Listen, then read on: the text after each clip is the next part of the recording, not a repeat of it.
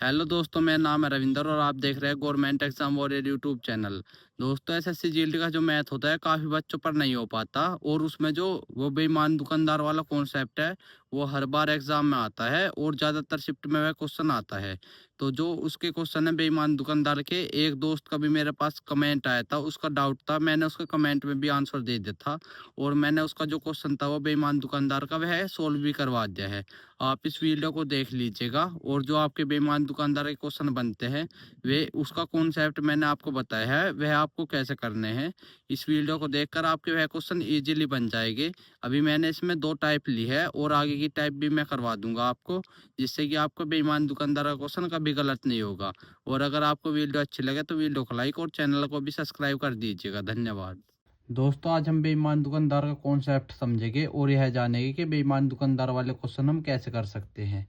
जैसे कि मैंने आपके सामने एक क्वेश्चन लिया है, हम इसको सोल्व करते हैं और इसको सोल्व करने का क्या तरीका है अभी मैं आपको बताऊंगा। एक बेईमान दुकानदार क्रय मूल्य पर अनाज बेचने का दावा करता है, लेकिन वह 1 केजी के बाट के स्थान पर 900 ग्राम के बाट का उपयोग करता है, तो उसका लाभ प्रतिशत क्या होगा। दोस्तों, उसको देना 1 किलोग्राम था लेकिन वह 900 ग्राम दे रहा है, तो उसको लाभ हो गया। बात तो दोस्तों, उसको लाभ हो गया है तो आपको पता है। तो जो इसको करने कॉन्सेप्ट होता है, इसमें हम करते हैं एक तो गलत बाट का प्रयोग करता है, एक सही बाट का। तो जो गलत बाट का प्रयोग करता है, जितना हमें उसने दिया उसको हम बाईं तरफ लिख लेते हैं। जैसे कि उसने हमें 900 ग्राम दिया तो उसको बाईं तरफ लिख लेंगे और उसको देना कितना था हमको, 1000। जो हमें सही देना था उसको उसको राइट हैंड पर लिख लेते हैं और ऐसा करके हमारा क्वेश्चन सोल्व हो जाता है। अब हम इसको काट देंगे और देखेंगे यहाँ से 9 से 1 का लाभ हो रहा है और कितने पर हो रहा है, वो 9 पर हो रहा है। उसको 1/9 उसका लाभ प्रतिशत हो गया। तो 1/9 दोस्तों आप जानते होंगे कि 11 से ही 1/9 का फ्रैक्शन होता है और इसको टोटल जो लाभ होगा 11 से ही 1/9 लाभ होगा। इसका बी ऑप्शन सही है। आप भी इस क्वेश्चन को ऐसे ही कर सकते हो। दोस्तों, अब हम अगले क्वेश्चन को देखते हैं। यह क्वेश्चन है, एक दुकानदार एक वस्तु को 1 केजी के स्थान पर 930 केजी का गलत तोल का प्रयोग करता है और इसे क्रय मूल्य पर बेच देता है। 15 केजी वस्तु बेचने पर उसका लाभ प्रतिशत क्या होगा। तो दोस्तों, इसमें भी हम वही कहेंगे, एक तरफ लिख लेंगे गलत और एक तरफ लिख लेंगे सही। जो वह गलत तोल रहा है उसको बाईं तरफ लिखते हैं और जो उसको देना है उसको दाईं तरफ लिखते हैं। और गलत वाला कितना है हमारा, 930 ग्राम, और सही कितना देना था उसको, 1000 ग्राम। तो दोस्तों, यहाँ पर हम उसका लाभ प्रतिशत देख लेते हैं। इससे काट देंगे हम इसको। यहाँ पर 93 से इसको 100 हो रहा है तो 7 का लाभ हो रहा है, कितने पर, 93 पर। और यहाँ पर हमको यह दे रखा है 15 केजी वस्तु। तो दोस्तों, इसका कुछ यूज नहीं होगा, वह चाहे कितनी भी वस्तु बेच रहा हो, लाभ प्रतिशत वही होगा जो यहाँ पर होगा, चाहे अब वह 1 केजी बेके या 15 केजी बेके। तो लाभ प्रतिशत हमारा यहाँ से निकलेगा। तो हम 100 पर देख लेते हैं, इसका प्रतिशत हो जाएगा 700/93। तो दोस्तों, जब आप इसको काटोगे तो आपका जो आंसर आ गया 749/93 आ जाएगा। आप इसको काट कर देख लीजिएगा, यह है इसका सही आंसर हो जाएगा। दोस्तों, अब हम अगले क्वेश्चन को देखते हैं और यह काफ़ी अच्छा क्वेश्चन है, आप इसको ध्यान रखिएगा, ऐसा क्वेश्चन आपके एग्जाम में आ सकता है। दोस्तों, अब हम क्वेश्चन को पढ़ लेते हैं, आप भी क्वेश्चन को ध्यान से पढ़ लीजिएगा।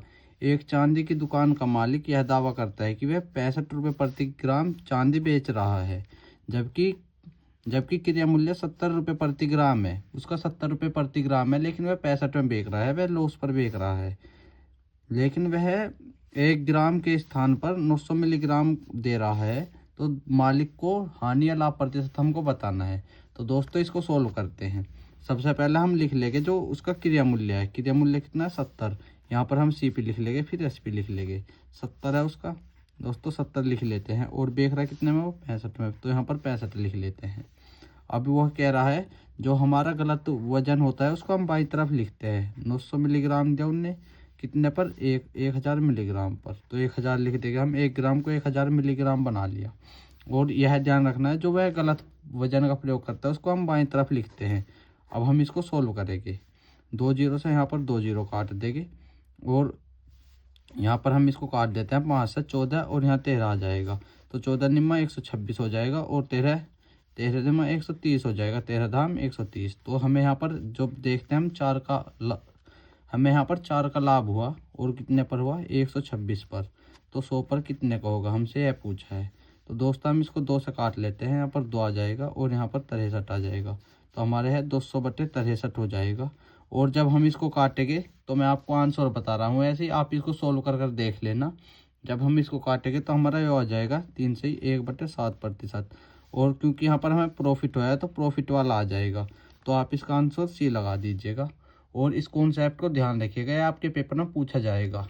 दोस्तों इस क्वेश्चन को ध्यान से देखिएगा, यह बेईमान दुकानदार में बहुत इंपॉर्टेंट टाइप है। और यह दूसरी टाइप है जिसमें दुकानदार दोनों तरफ से लाभ कमाता है, एक तो खरीदते समय भी और एक बेचते समय भी। तो दोस्तों यह एक भाई का भी कमेंट आया था ऐसे क्वेश्चन पर, उस क्वेश्चन को भी मैं ले लूँगा, आप इस क्वेश्चन को ध्यान से देखिएगा।